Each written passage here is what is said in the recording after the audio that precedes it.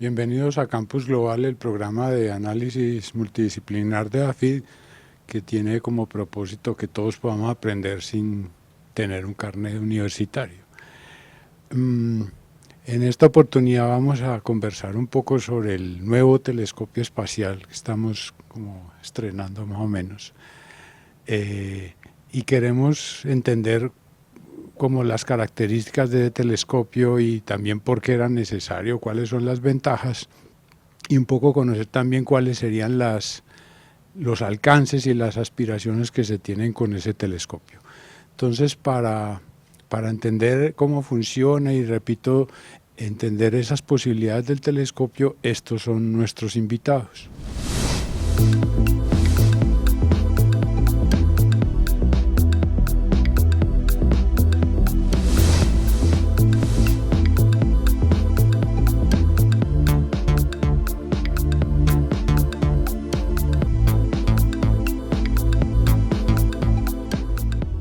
Sería bueno empezar hoy con una explicación lo más mundana posible para los que no sabemos de esto, de este nuevo telescopio, cómo funciona, para irnos entrando como en la caracterización del mismo y después viendo las posibilidades. Entonces yo creo que René de pronto nos ayuda mejor a decir cómo es que funciona este telescopio nuevo y si tiene algo de diferente realmente de los demás.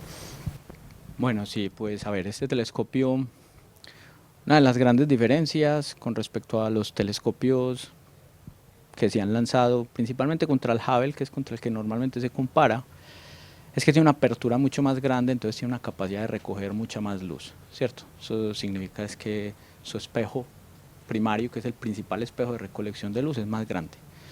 También otra diferencia es que va a observar en una franja de longitudes de onda, llamémoslo de colores, para los ópticos lo llamamos de longitudes de onda, que es del rojo hacia el infrarrojo. En cambio el Hubble trabajaba en el ultravioleta, en el visible, que es como ven nuestros ojos, y muy poquito del infrarrojo. La ventaja de observar en el infrarrojo es que tenemos más capacidad de recolectar luz porque el polvo cósmico, digamos, interfiere menos con esa luz, es decir, ese polvo cósmico absorbe menos esa luz, entonces tenemos más capacidad de recoger luz, digamos, en esa dirección. Eso pues, por un lado. Lo otro es que queremos observar objetos más pequeños que los que podía observar, digamos, el Hubble, ¿cierto? Y otra característica importante es, digamos, los sitios orbitales donde está cada uno. Entonces, digamos, el Hubble orbitaba en lo que llamamos una órbita baja, alrededor de la Tierra, y más o menos a 570 kilómetros. En cambio, el James Webb va a operar en lo que llamamos un punto de Lagrange 2, eso significa que es un punto de mínima campo gravitacional, es decir, que es muy estable. Hay 5 puntos de Lagrange, digamos, en este sistema Sol, Tierra, telescopio, ¿cierto? Y ese punto L2 es muy ventajoso para el James Webb, porque cuando se quiere observar el espacio profundo, digamos, la Tierra le hace sombra al telescopio, entonces la radiación solar un poco es tapada por la Tierra, entonces eso nos permite observar mucho más lejos y más profundo, digamos, en el espacio. Entonces, digamos, esas las diferencias y cómo este telescopio va a empezar a operar de manera diferente a lo que conocemos. Por otro lado, al operar en el infrarrojo, si observamos los espejos tienen unos recubrimientos de oro. Eso lo que hace es aumentar la reflectividad, es decir, la capacidad de que haya una pérdida muy baja en la recolección de la luz, debido a que la luz toca los espejos y va rebotando, digamos, por decirlo así. Pues esa reflectividad tan alta es muy importante cuando queremos observar lo que llamamos objetos del universo muy débiles. Entonces esa reflectividad hace que seamos capaces de detectar mejor esos objetos. Entonces esa es otra ventaja, que tienen recubrimientos de oro, ¿cierto? Otra situación que se da con el telescopio, ya no sé si ya es de operaciones, este es un telescopio muchísimo más caro, también tuvo mucho más retrasos, digamos, en términos del lanzamiento, principalmente porque el Hubble, al tener una órbita baja, podía ser reparado, de hecho tuvo 5 reparaciones, En cambio, el James Webb no puede ser reparado porque, digamos, ese punto L2 está a 1.5 millones de kilómetros de la Tierra. Entonces, allá no se podía ir a reparar. Entonces, tenían que estar muy seguros de que iba a funcionar para poderlo lanzar, y esa es la razón por la que empezó a retrasarse mucho, adicional pues a la tecnología que se desarrolló para que este telescopio, digamos, operara, ¿cierto? Eso es más o menos, creo que es una forma de explicar cómo puede ir las diferencias de cómo opera pues contra el que conocemos que es el Hubble, eh, y, y sigue las características típicas de un telescopio, donde tengo un espejo que es el que recolecta la luz, que es lo que llamamos el espejo primario. Luego la luz empieza a rebotar en otro espejo que lo llamamos secundario, y eso baja a donde están los instrumentos. Entonces un telescopio lo podemos ver como el ojo, ¿cierto? El ojo es el instrumento que recoge la luz, pero quien procesa esa información de la luz son los instrumentos. En nuestro caso, haciendo la analogía con el ojo humano, con nosotros mismos, sería como el cerebro, ¿cierto? Entonces los instrumentos son el cerebro, quien recolecta la luz es el ojo, en este caso el telescopio es quien recoge la luz, y detrás del telescopio hay una zona donde están puestos los instrumentos, que son los que finalmente terminan haciendo ciencia. Pero no es que el Hubble se dañó o no va a seguir funcionando, o tiene como unos periodos definidos, eso va a funcionar hasta tal año y ahí lo apagamos. Sí, bueno, el Hubble sí tenía una vida útil, pero se la alargaron, Okay. porque podían seguir operando con él. El James Webb también va a tener una vida útil específica, y van a ver si le logran alargar la vida útil. Pero, por ejemplo, con el James Webb se empiezan a tener algunos problemas en la operación, digamos, porque existen micropartículas que viajan a altas velocidades que golpean el telescopio. De hecho, ya hay un espejo que fue impactado con uno de esos pequeños objetos. Entonces eso puede ir reduciendo la vida del telescopio, ¿cierto? Operará más o menos en el tiempo que tienen, digamos, calculado, si no pasa pues una catástrofe, digamos, pero no creo que le logren alargar la vida útil tanto como se la alargaron al Hubble, por ejemplo. Porque es que el Hubble tuvo 5 reparaciones. Entre ellas, la primera reparación era porque no podían ver, ¿cierto? Es decir, hay un error de diseño y fabricación en el Hubble, y entonces le tuvieron que enviar una primera misión para ponerle gafas porque no veía, ¿cierto? Entonces, eso ya en el James Webb está corregido, y no hay, esos problemas no los han tenido. De hecho, las imágenes que hemos podido ver del James Webb son pues sorprendentes, digamos, ¿no? Sí. Nicolás. Y René, yo aprovecho que te tengo aquí a la mano, porque hay algo que siempre me ha sorprendido, y es realmente lo que nosotros estamos viendo en esas imágenes fenomenales. Si yo pudiera flotar enfrente de ese telescopio, yo no las estaría viendo así, ¿cierto? Porque me dijiste que esto es infrarrojo. O sea, yo realmente no podría ver lo que está llegando del telescopio. Entonces, ¿cómo hacen para traducir todo eso a cosas que nosotros sí podemos ver? Sí, eso es lo que se llama pseudocolor, digamos, ¿no? Entonces, lo que hacemos es, a ver, nuestros ojos ven el visible, entonces nosotros logramos ver entre el violeta y luego llegamos hasta el rojo, ¿cierto? Digamos, es nuestra capacidad, nuestro rango espectral, llamémoslo así, así lo llamamos los ópticos, el rango espectral que puede ver el ojo. En el infrarrojo el ojo humano ya no puede ver, entonces cuando nos muestran esas imágenes lo que han hecho es ponerle, si el infrarrojo cercano es este valor, entonces pintémoslo de azul. Y cuando el infrarrojo esté muy lejano, entonces pintémosle rojo, y ahí hacemos pues toda la gama de colores para que podamos ver las imágenes. Es decir, están pseudo coloreadas para poder entender la información, ¿cierto? Es un poco, pues, para luego poder ver las imágenes y podérselas presentar al público, les ponen un pseudocolor. Como una convención, sí. Este color en este espectro, efectivamente, lo vamos a poner a este otro en este. Eso es. Y no es que veamos así como dice Nicolás en el espacio esos claro, esos colores. Eso, si tuviéramos la resolución del James Webb, ¿cierto? Y abriéramos nuestros ojos, no veríamos nada, porque nuestros ojos no detectan infrarrojo, ¿cierto? Sí, eso es así, claro. Cuando dijiste ahorita que iba a trabajar en el infrarrojo, y que eso iba como a limpiar como un poco las imágenes por como ese humo, digámoslo así, en el espacio que es polvo. también hay algún efecto porque finalmente lo que estamos viendo tampoco ni siquiera son los colores, sino estamos viendo en el pasado. Nosotros lo que vemos ahí pasó no sé cuántos miles de años lo que estamos viendo. Sí, es arqueología. Es arqueología. ¿El hecho de estar en el infrarrojo te permite también ir más atrás en el tiempo o eso no tiene ninguna correlación? Pues sí, es porque como el polvo absorbe menos en el infrarrojo, entonces captamos mejor esa longitud de onda, entonces al analizarla, pues tenemos más información de tiempo más lejano, simplemente porque esa luz alcanzó a llegar a nosotros, Okay. ¿cierto? Es esa la razón.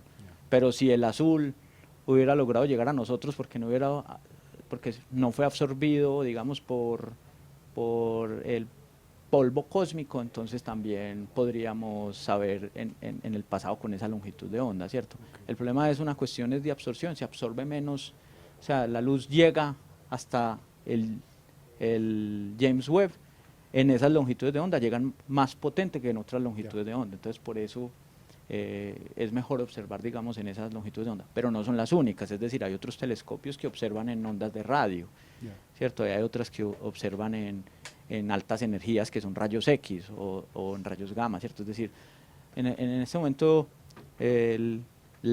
llamémoslo así, la gama de satélites que hay en este momento son muchas, ¿cierto? Pero la particularidad del James Webb es su resolución, eso es importante, porque digamos, la tecnología ha sido desarrollada para el visible y el infrarrojo, y ha sido tan desarrollada en aplicaciones en tierra para los seres humanos de a pie, digamos, no para cosas científicas, sino para los teléfonos móviles y todas estas cosas, que la resolución que logramos en los detectores en esas longitudes de onda son muy altas comparadas con otras longitudes de onda, ¿cierto? Porque la tecnología la hemos desarrollado mucho para esas longitudes de onda, ¿cierto? Para uno pues que no está en este campo, pues solamente es espectacular las imágenes, son hermosas, pero para los científicos, este equipo para la ciencia, ¿qué van a hacer los científicos con esto? O sea, ¿cuál es la ciencia nueva que van a poder desarrollar o comprobar con estos instrumentos nuevos? Bueno, Nicolás seguro que nos va a expandir el tema de los exoplanetas tremendamente, okay, y nos explicará incluso qué significa un exoplaneta y tal. Pero esto tiene como varias vertientes, no solamente la de encontrar otros planetas o exoplanetas, que es donde Nicolás va a profundizar, sino que también va a poder observar, por ejemplo, cómo se forman los sistemas planetarios o cómo están los estados evolutivos de diferentes galaxias. Y en diferentes estados evolutivos de las galaxias, si se sigue produciendo la misma cantidad de estrellas que otra galaxia en otro estado evolutivo, ¿cierto? Entonces, digamos, para los astrónomos, además se dividen por campos, ¿cierto? Los astrónomos, hay unos que son entonces los físicos solares, que solamente se dedican a mirar el Sol, están los galácticos, que solamente miran galaxias, están los estelares, que miran cúmulos de estrellas. Entonces, principalmente los galácticos y los estelares va a ser muy importante, ¿cierto? Para ver cómo es la formación de estrellas, ¿cierto? Cómo evolucionan las galaxias también, ¿cierto? Y principalmente para los que trabajan en astrobiología, como Nicolás, en intentar buscar vida o trazas que permitan la vida en otros planetas, que ahí yo creo que Nicolás seguro nos va a ampliar muchísimo más el tema, pues. Sí. Pues René me había explicado antes que el hecho de que el telescopio estuviera trabajando en infrarrojo iba a facilitar la exploración en astrobiología, se llama la disciplina. Entonces de pronto Nicolás, que nos cuente primero qué es eso para los que no sabemos y dónde están las ventajas potenciales de este dispositivo. Bueno, la astrobiología tiene muchas dimensiones y una de ellas es entender el presente, pasado y futuro de la vida aquí, en la Tierra. Pero ya mirándolo en este contexto que realmente nos permite mirar más allá del planeta que conocemos, es viviente, nos permite también explorar dónde podría haberse desarrollado la vida. No necesariamente porque podamos ir a a tomar muestras, pero al menos como para darnos cuenta bajo qué otros escenarios se puede haber desarrollado. Entonces ahí René mencionó un tema, una palabra de exoplanetas. Y exoplaneta es básicamente cualquier planeta que esté en otro sistema solar distinto al nuestro.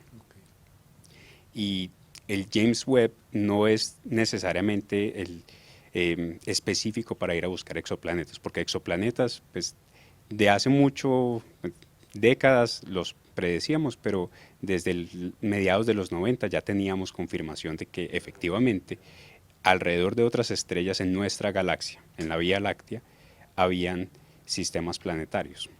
Los primeros planetas que encontramos pues fueron enormes porque eran los más fáciles de detectar, pero desde ese entonces ya tenemos más de 5.000 planetas confirmados en casi 4.000 sistemas planetarios distintos, y eso solamente dentro de nuestra galaxia. O sea, eso es solamente nuestro vecindario. De ahí para afuera nos queda mucho más difícil saber exactamente cuántos, pero imagínate si solamente dentro de nuestro planeta se estiman que pueden haber cerca de 11.000 millones de planetas parecidos a la Tierra. Entonces imagínate lo que eso puede representar en cuanto al número si nos salimos de nuestra galaxia. Pero bueno, entonces sí sabemos que hay exoplanetas, ya tenemos una diversidad de distintos exoplanetas caracterizados. Y el James Webb lo que viene a fortalecer es entender en cuáles de ellos podrían haber condiciones para que se desarrolle algo como lo que nosotros reconocemos como organismos vivientes. Por un lado, porque nos va a ayudar a detectar agua en esos planetas.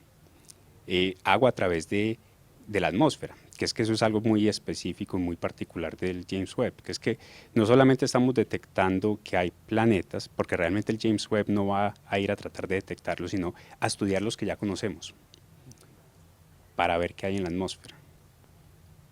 Y en la atmósfera podemos empezar a detectar a ver si hay agua, que ya hace unas 3 semanas salió, una de las primeras foticos o de los anuncios fue que efectivamente confirmaron que había agua en uno de estos exoplanetas que estaban mirando.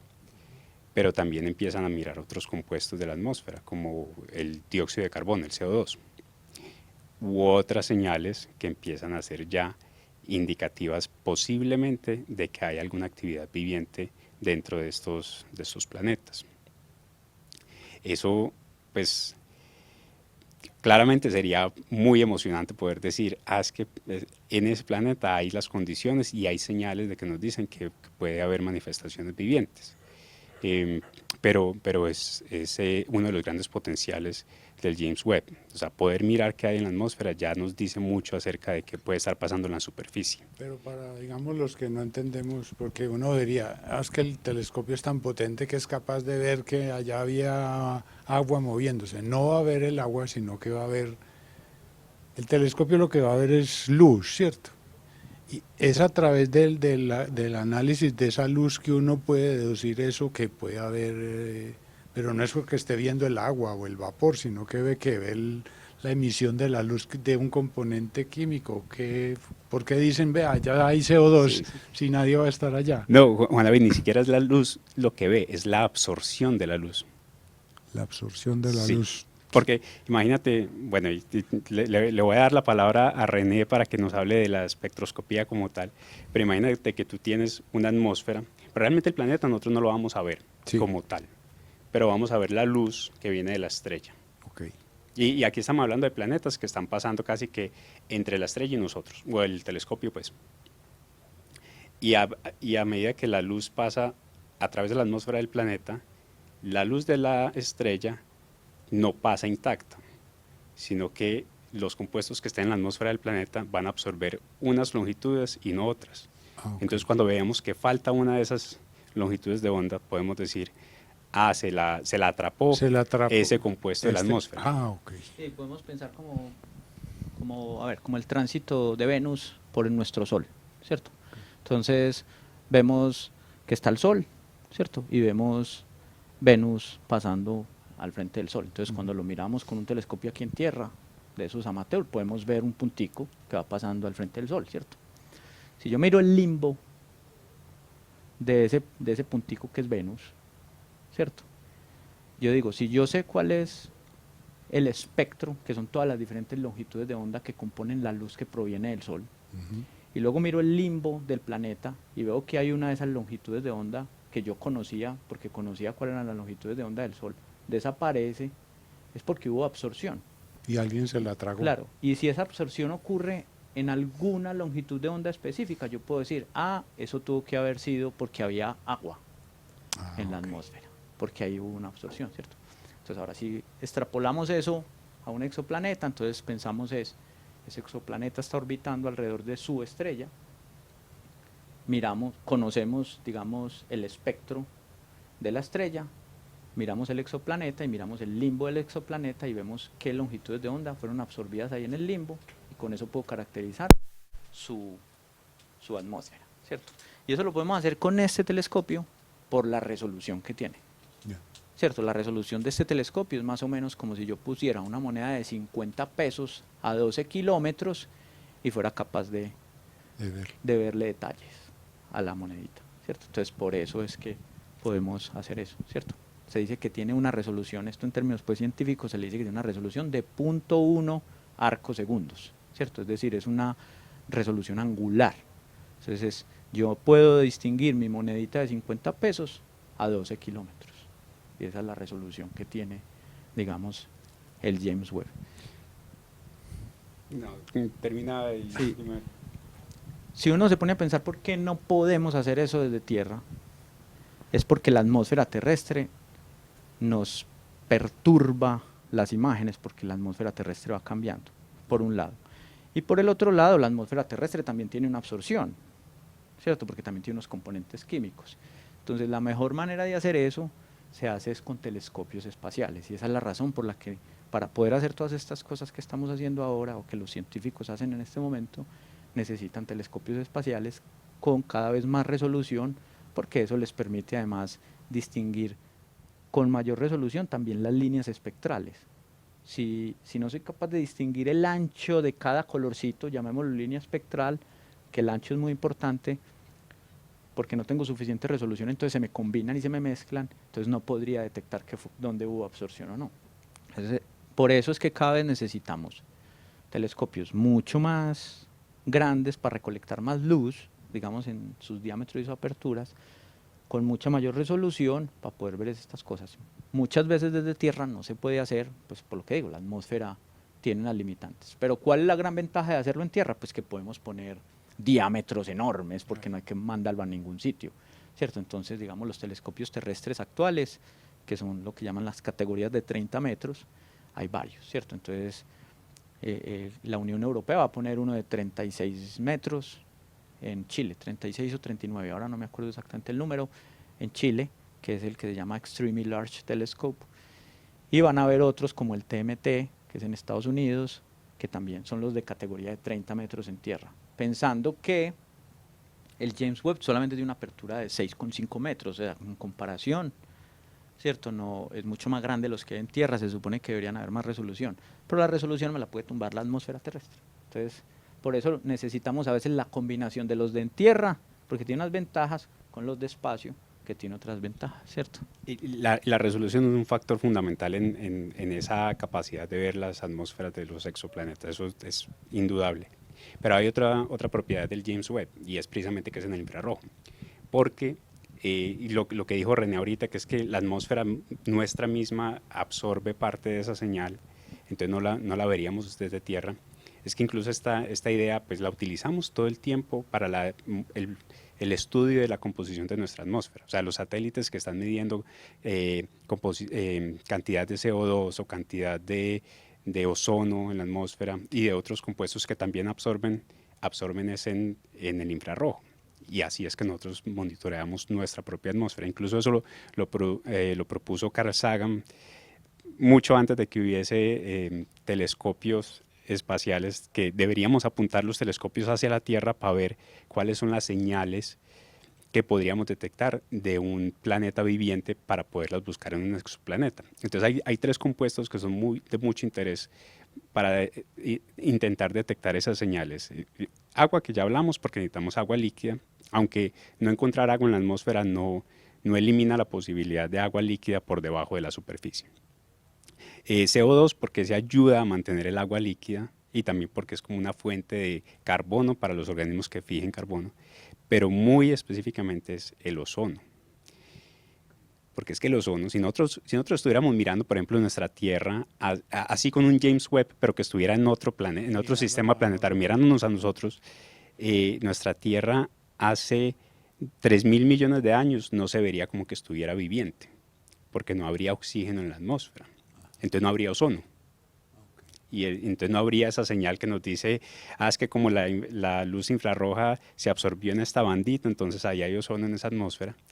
Entonces solamente cuando empezaron a inventarse, cuando las cianobacterias, esas algas verdiazules o microorganismos que son capaces de cubrir un lago de verde, pero que fueron las que se inventaron eso de generar oxígeno de la fotosíntesis, ahí es que empieza a acumularse el oxígeno en la atmósfera.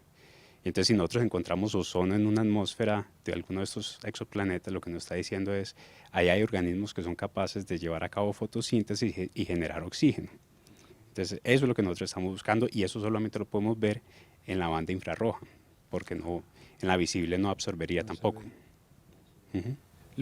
Esos tres elementos que dijiste también son requisito para una cosa que de pronto nos pueden ayudar a entender, que son los extremófilos, que son como esos organismos que pareciera que no tendrían chance de estar vivos, pero viven en unas circunstancias muy particulares. Eso es otro tipo de organismos que el infrarrojo ahí no los ve, o también habría indicios de que uno dice, también si hay de esto, de pronto hay bichos que viven no de oxígeno, sino de, no sé, cualquier otra cosa. O eso ya no le alcanza al telescopio. Lo más probable es que si hay indicios de que hay organismos fotosintéticos, también van a haber extremófilos en algún rincón de ese planeta. Expliquemos los extremófilos para que la gente... Básicamente, todos esos organismos que viven por fuera de las condiciones que nosotros consideramos aceptables para vivir.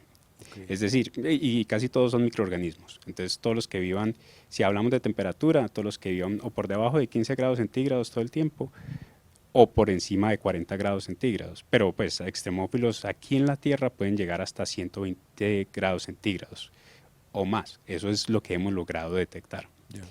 Que siempre y cuando el agua no esté hirviendo, vos la puedes calentar. Pues cuando está a altas temperaturas, por ejemplo a 5 kilómetros de profundidad bajo el océano, pues puedes tener agua a temperatura muy por encima de 100 grados, no hierve y ahí todavía pueden vivir microorganismos. Yeah. Entonces eso sería el extremófilo, básicamente en condiciones muy por fuera de lo que nosotros consideramos condiciones medias. Esos no son necesariamente los que está buscando el telescopio, esos amplían el espectro de posibilidades de vida, porque pues, lo que nosotros estaríamos buscando como señales de vida dentro de estos planetas son principalmente en planetas que están dentro de lo que llaman la zona habitable interestelar. Es decir, aquellos planetas que están en una región de su estrella en la que la temperatura le permite mantener agua líquida. Y eso es condiciones muy moderadas. Por ejemplo, dentro de nuestro sistema solar, en este momento la Tierra es la única que está dentro de la zona habitable estelar. Pero podemos de pronto tener microorganismos extremófilos en las lunas de Saturno o en las lunas de Júpiter. Lo que pasa es que bajo unas condiciones muy distintas a lo que ocurre acá. Sí, hace un tiempo Marte, hace pues un tiempo, como si fuera ayer o antier, pero hace mucho tiempo, Marte estuvo en esa zona de habitabilidad que dice Nicolás. Pero pues las condiciones de la estrella fueron cambiando, también fue evolucionando nuestro sistema planetario, y entonces Marte empezó a salir de la zona de habitabilidad, no supimos, pues, no hemos sabido qué ha pasado o qué pasó en Marte de antes, y fue la Tierra la que quedó, la que logró en esa zona de habitabilidad empezar a desarrollarse para tener, digamos, la vida que conocemos hoy. Pero también tiene que ver el tamaño del planeta. El tamaño del planeta también puede ser un indicio de que a ciertos tamaños es que se puede dar la vida. Principalmente el planeta que es rocoso, o así pensamos que debe ser. Es decir, en Júpiter no podríamos pensar que hay vida tal y como la conocemos. Porque es gaseoso y es un planeta virulento, digamos así. Es decir, sus condiciones son extremas en todo momento. Más de lo que pensaríamos de estos bichos de los que estaba hablando, De los extremófilos que estaba hablando pues Nicolás, ¿cierto? Entonces esas zonas de habitabilidad también son zonas que buscan los telescopios, también el James Webb. Pero, como dice Nicolás, particularmente el James Webb va a mirar los que ya conoce, ¿cierto? Y mirando los planetas que ya conoce, va a intentar sacar más información de los que ya detectó, ¿cierto? Entonces, ahora no nos vamos a centrar en buscar más, que de pronto aparecerán evidentemente, pues porque estás observando el universo en diferentes condiciones y entonces puede que te aparezcan más, pero no es la intención principal, sino que la intención principal es ver los que ya se conocen, ¿cierto? Entonces, esa es una de las cosas, pues, también que va a ser el telescopio. Una pregunta que se me ocurre ahora que estabas explicando como las ventajas dijiste que habían como distintos tipos de telescopios en rangos de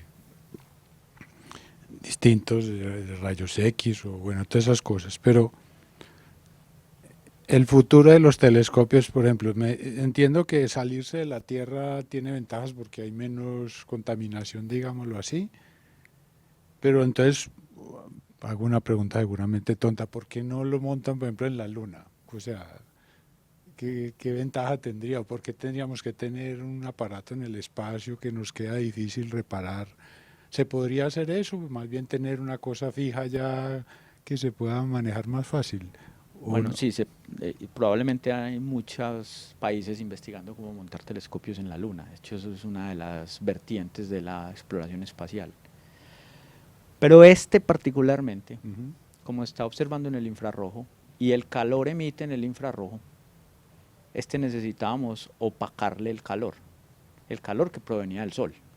Okay. Entonces, cuando decimos que lo ponemos en L2, que es el punto de Lagrange S, que es uno de los puntos de mínima campo gravitacional para que esté estable, que está detrás de la Tierra, ahí ya le estamos poniendo una sombra a ese calor.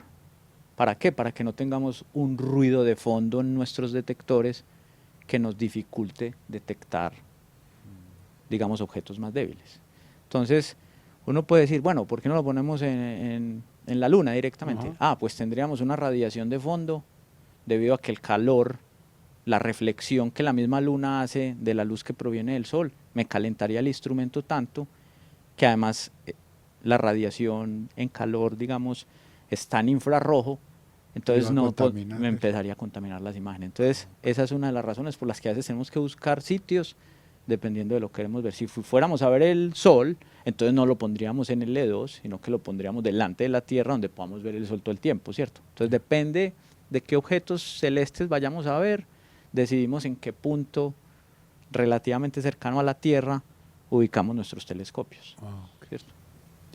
Si son diseñados no para apuntémosle hoy a esto y a aquello, sino que tienen un rango definido de observación y de objetos. Eso es, así es. Sí. Y en ese sentido, ¿cómo? Porque yo me imagino los astrónomos deben estar pues muertos de la felicidad con este aparato nuevo y todos pidiendo turno, o quién escoge, vea, yo quiero ver aquello, eso cómo se selecciona, si se sabe, no sé si... Sí, a ver, no sé exactamente cómo está funcionando en el James Webb, pero cómo suele funcionar. Ajá. Es decir, quiénes son los países que terminan diseñando el telescopio. En este caso, pues es, digamos, la NASA en Estados Unidos y la ESA, pues los países europeos. Ellos tienen prioridad en los tiempos de observación. ¿El telescopio es estadounidense solito? No, el telescopio es una asociación entre tres países, bueno, entre tres agencias espaciales principalmente. NASA, ESA, que es la europea, y la canadiense, y la Agencia Espacial Canadiense. Esos son los tres que más han contribuido, digamos, al James Webb, ¿cierto? Ellos tienen prioridad en los datos para hacer análisis, pero una cosa muy bonita de los astrónomos es que después de un tiempo los datos son libres para el que quiera usarlos. Entonces montan unas bases de datos y uno puede hacer ciencia en cualquier parte del mundo con los datos abiertos que provienen del James Webb. No sé cuándo van a ser abiertos los del James Webb, pero los del Hubble, por ejemplo, ya son abiertos. Bueno, hay muchos satélites. Yo pues a veces trabajo con problemas de física solar y sé que SDO, que es Solar Dynamics Observatory, que es uno de esos satélites que observa el Sol, ya son abiertos y ellos tienen muy bien las bases bases de datos colgadas en internet para uno bajar pues la información y hacer ciencia con eso. Pero para el James Webb ya hay datos que uno puede acceder de manera libre. Sí. Incluso una de las imágenes más bonitas que ha salido de Júpiter, que salió hace semana y media, 2 semanas, fue procesada por una chica jovencita, que es coge de goma procesar imágenes de estos Le telescopios. entregan los paquetes Entonces de ella datos ya, y usted pues los ella fue y procesa. los buscó y los sacó y lo procesó con apoyo de un astrónomo, pero fue iniciativa de ella decir yo quiero procesar esta imagen. Para este James Webb, como es, había una broma entre astrónomos que el James Webb, que tiene siglas JWST, durante mucho tiempo, como había tanto retraso, lo llamaban Just Wait, solo espere, Space Telescope, porque siempre decía, no, pues ya dentro de un año lo lanzamos. Bueno, eventualmente, pues cuando ya tenían firme la fecha de lanzamiento, entonces abrieron una convocatoria y que cualquier persona, no tenía que ser un académico, podía mandar una propuesta de observación, con prioridades también, con tiempos prioritarios, pero había un bloque que era para cualquier persona, siempre y cuando le aprobaran pues la propuesta. O sea, tenía que ser una propuesta bien sustentada, pero no tenía que estar uno pues como que afiliado a la NASA o a una universidad, sino esta es mi propuesta, estos son los fundamentos por los cuales yo creo que eso es interesante, y si quedaba seleccionada te daban el tiempo de observación y te mandaban los datos. Y uno puede, por ejemplo, alguien pedir, o sea, el telescopio puede mirar la Tierra o no, o le queda difícil por la posición en que está. Pues sí lo podría mirar, pero creo que no sé si las focales les darían de pronto sí, pero no estoy muy seguro, tendría que mirarlo, Okay. pero no creo que lo vayan a girar hacia la Tierra por el calor que emitiría, entonces podrías Entonces, como dañar me algún estabas instrumento. contando, Sí. cómo funciona, hay como una lista de espera, pues, donde uno queda como candidato para lo que uno quiere que se vea. O... Sí, cuando todavía los datos están cerrados, entonces le dan prioridad pues a las agencias y a los científicos de las agencias de quien construyó el telescopio. Y luego lo que decía Nicolás, si un grupo de científicos de otro país, no sé, digamos de Colombia, astrónomos, dicen, a mí me gustaría tener tiempo, así suele ser en los telescopios, yo no estoy muy seguro si en el James Webb, pero dicen, yo tengo esta propuesta científica, creo que deberíamos apuntar el telescopio para tal sitio, porque aquí puedo encontrar tales elementos científicos muy importantes, quiero mirar, por ejemplo, esta galaxia, porque creo que aquí podría haber información importante de cómo se está evolucionando nuevos sistemas planetarios, no sé qué. Entonces, y la propuesta está muy bien sustentada científicamente, le darían un tiempo específico para girar. Así lo hacen al menos en los telescopios de Tierra. Se piden propuestas y les asignan unos tiempos de observación. Oyéndolos a ustedes, pues uno lo dice muy olímpico, ponelo para allí para ver aquella otra cosa. Pero eso lo decimos nosotros aquí, pero ¿cómo se hace para uno desde aquí darle una orden a un aparato que está a 1,5 millones de kilómetros para que se corra para un lado y que no se embolate o que no tenga una distorsión? Eso son ligas mayores, o sea, eso es muy poquitos, pues hacer que un aparato tan lejos tenga una precisión tan... Claro, lo que pasa es que no mira el telescopio, realmente, a ver, el telescopio forma una imagen detrás donde están los instrumentos. Entonces, hay dos sistemas de apuntado, un sistema grueso de apuntado, que es mover ligeramente el telescopio. Y se mueve porque una propulsión... Tienen pequeñas propulsiones, de hecho, cada cierto tiempo le tienen que hacer correcciones a la posición del telescopio también, pues porque aunque eso está en el E2, que es un campo gravitacional bajo, no significa que no haya, Okay. ¿cierto? Entonces hay que hacerle correcciones. Hay que estarlo tiempo. poniendo en el punto que si se ha corrido por la gravedad de cualquier Sí, porque además eso funciona pues como con el sistema de 3 cuerpos, pero el universo no tiene 3 cuerpos. Entonces eso hay que hacerle correcciones. Ahí hay un mínimo gravitacional, pero no es un gravitacional cero, ¿cierto? Entonces hay que hacerle pequeñas correcciones en ese punto L2. Y luego los instrumentos también apuntan, ¿cierto?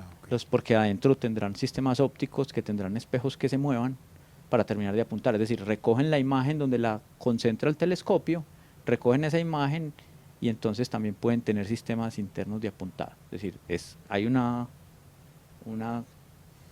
digamos, digamos el telescopio tiene un campo de visión, pero algún instrumento no necesariamente le tiene que interesar todo el campo de visión, sino que entonces selecciona un objeto específico de ese campo de visión y apunta a ese y ahí selecciona ese y analiza ese objeto, que puede ser una galaxia o puede ser un sistema planetario o un exoplaneta, por ejemplo. Pero tampoco es pues que sea tan inmediato como suena que esos Sí, como ajustes, un ¿no? control remoto del Inclu- televisor de la incluso casa. el James Webb tiene, tiene una provisión de que cierto tiempo de observación está dedicado a cosas que aparecen así de la nada. Por ejemplo, que hay una explosión en una estrella, entonces la van a apuntar allá. Ajá. Pero se demoran 2 días en hacer el cambio La corrección. el ajuste para poder apuntarle a ese nuevo objeto. Entonces, pues 2 tampoco es... días incluyendo lo que se demora la señal eléctrica o no sé qué será, las señales que... ¿A cuántos que estamos? 1.500 millones. A 1,5. Sí, pero pues, a ver, hay dos efectos. Uno es el tiempo de la señal. Por ejemplo, a Marte me lo conozco, pues, es decir, sé que a Marte más o menos si yo envío la señal son 8 minutos y el regreso de la señal son 8 minutos. Entonces, por ejemplo, en los rovers, cuando enviaron los rovers a Marte, sí, los robotcitos. los robotcitos, sí, que el último fue el Curiosity. O el último, sí, creo que el último fue el Curiosity. Entonces, digo, envío una señal hasta que llega ya 8 minutos. Responde, se movió el carrito. Ajá. Entonces él envía un pulso de que sí me moví. Se regresa otros 8 minutos. Entonces hasta que yo me enteré de si el carrito se movió o no se movió, pasaron 16 minutos. ¿Cierto? Entonces algo aquí es parecido, es decir, lanzo la señal, respuesta de que sí me estoy moviendo ahora. Pero como yo necesito un apuntado muy fino, esas pequeñas correcciones tardan 2 días. ¿Cierto? Ah, ok. Perfecto. Entonces es como dos problemas asociados, Claro. ¿cierto? Pero igual sigue siendo increíble que se pueda hacer eso, pues. Sí, además la tecnología Cierto. que hay ahí es tremenda. Cuando las primeras imágenes que los astrónomos advirtieron, no se decepcionen, esto es normal. Las primeras imágenes, como el espejo primario, que es el que parece un panel, eso tienen que intentar darle una curvatura. Y entonces al intentar darle esa curvatura, si no le dan la curvatura, es como si cada espejo estuviera viendo una imagen replicada. Hasta que logren darle la curvatura para que todos recojan En el punto el preciso. punto específico, para que todos formen una sola imagen de ese objeto, tardaron un montón en reubicar cada uno de los espejitos que parece pues como pues que el espejo todo entero parece como una colmena. Una colmena Y el secundario es un robot que se ubica, y estamos hablando de que si estamos hablando de longitudes de onda de infrarrojo, que el más pequeño es de 0.8 micras, pues mis posicionamientos deben ser como mínimo, y eso que está mal, es decir, todavía son más abajo, de 800 micras, pero estamos hablando de cosas muy grandes para decir que yo fui capaz de ubicarla con una precisión de 800 micras, ¿cierto? Eso hace que la tecnología que hay detrás desde la ingeniería también es tremenda, pues. Y además eso tiene que operar a unas temperaturas muy bajas, donde las contracciones y las dilataciones térmicas de los materiales son diferentes, y eso cargan los instrumentos, aparecen unos esfuerzos, pero todo eso está tan bien controlado que son capaces de ubicarlo en 800 micras y trabajar a esas temperaturas tan bajas. Increíble. Bueno, el tiempo aquí corre más que las señales, pero entonces, una pregunta que es como la que la gente común y corriente como uno haría es, bueno, muy divertido para los astrónomos y todo eso, pero ¿y eso para qué? O sea, es un proyecto de 9.000 millones de Sí, de dólares. 10 billones de dólares. De 10.000 millones. Y uno dice, bueno, eso es mucha plata, y entonces siempre va a decir, con eso hubiéramos hecho acueductos para el África o cualquier cosa. O sea, pues siempre hay esa discusión un poco mundana, pero existe y nunca desaparece. La gente, yo creo que los terrícolas normales no entendemos como el beneficio de esto, porque uno dice, eso es con cosas para darle gusto a los científicos, pero eso a nosotros que no importa. Ustedes que están más ahí, más cercanos como a la realidad y de pronto a los efectos y lo que decía ahora René, todo el desarrollo tecnológico, hacer este ejercicio es un esfuerzo y unos beneficios también para todos, incluso para los humanos que no sabemos. Bueno, yo ahí, Pues un gusto de ricos. yo, no sé, va a responder y luego vas tu respuesta. A ver, yo he escuchado mucho a los españoles decir que por cada euro que invierten en astronomía recuperan 3 o 4 en términos de las empresas que se han desarrollado simplemente por hacer... Tres de- por uno. sí, solamente por cada que invierten en astronomía recuperan 3 o 4 euros, simplemente por la modernización que han tenido en sus empresas de tecnología, que han participado por allá. Esa es una. La segunda es, pensemos en la teoría de relatividad especial de Einstein, ¿sí o no? Teoría de relatividad, cuando Einstein pensó en eso, no dijo, que bueno, por allá un día van a haber unos satélites y nos vamos a poder encontrar con una precisión de centímetros para llegar, que es el sistema GPS. Pues sin la teoría de relatividad de Einstein, cuando la pensó, no podríamos tener la precisión que tenemos hoy en los sistemas de posicionamiento global, porque necesitamos relojes atómicos, ¿cierto? Y necesitamos entender que el tiempo se dilata y se contrae, y que en estas distancias esas contracciones y dilataciones son muy pequeñas, pero que si no las hacemos las correcciones nos perderíamos en kilómetros. Claro. Pero haciendo las correcciones nos perderemos solamente en algunos metros como mucho y cada vez menos, centímetros nos podríamos perder. Entonces, la ciencia termina impactando al ciudadano de a pie, así no seamos capaces de verlo de manera inmediata, ¿cierto? Yo le hago eco a lo que dice René, porque es eso, estos proyectos de tan magnitud generan retos que no son retos que nos vamos a encontrar en otras empresas científicas, pero que solucionarlos da lugar a todos esos desarrollos que él está planteando, que no solamente para solucionar ese problema específico, sino muchos otros que ni siquiera anticipábamos. Eso por un lado. Pero el otro es la reacción que todos estamos teniendo cada que vemos una de esas imágenes. Es esa fascinación que mantiene la curiosidad viva. Y si nosotros pensamos lo que es el sistema económico actual, que ha dado tanta prosperidad, pues pueden haber críticas, pero también ha dado mucha prosperidad, es un sistema que se basa en aceptar que hay mucho que no sabemos y que entender lo que no sabemos nos lleva a explorar. La gran era de la exploración partió de aceptar que es que había mucho mundo que todavía no conocíamos y empezar a tratar de llenar esos vacíos de conocimiento. Entonces, lo que estos proyectos nos muestran es precisamente lo poquito que conocemos acerca de nuestro universo y todo lo que queda por comprender y estimular esa curiosidad para seguir buscando. Y eso es una inversión que no tiene un equiparable monetario fácil de hacer. Sí, yo le digo porque uno oye esa queja, esa plata mejor hubiera rendido, pero bueno, un negocio de 3-1, 4-1 es mejor que las acciones en Wall Street 1000 veces. Pero incluso leyendo algo para este programa, había un dato que el desarrollo de esos termómetros que usamos ahora en la pandemia para saber si uno tenía fiebre o no, que era como con como con una pistolita, esa tecnología para medir la temperatura en los humanos con esa pistola era en parte desarrollo de estas mediciones Sí, claro, es lo que se cosas del llama espacio. la radiación de cuerpo negro. Es decir, yo sé, y lo explico así pues de manera muy sencilla, yo sé que a ciertas temperaturas se emiten ciertas longitudes de onda. Entonces yo puedo tener relaciones temperatura versus longitudes de onda.